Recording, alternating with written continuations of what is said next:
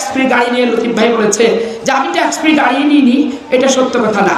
আপনি tax free কাগজ নিয়েছেন, ওটা বিক্রি করে খাইছেন, বলতে লজ্জা পাচ্ছেন, এটাই হচ্ছে বাস্তবতা। কারণ আপনি এই 1.5 বছর নবাবগঞ্জকে এই আওয়ামী লীগ যাওয়ার পর পার্টি অফিসে, জামাত অফিসে বিচার সালিশ তারা বিক্রি করছে। সত্য কিনা ভাই বলেন?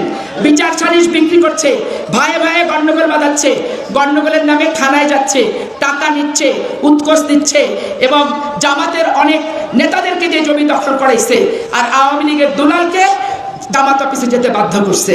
আবার তারা আমাদেরকে বলে আমরা নাকি স্বৈরাচারের দোষর। এই চাঁপাইনবাবগঞ্জ জেলায় আওয়ামী লীগরা অনেক ত্যাগী নিবেদিত আওয়ামী লীগরা 15 বছর নির্যাতিত ছিল।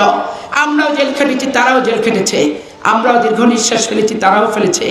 তারা কি মানবিক আচরণ তাদের সাথে আমাদের করতে হবে না?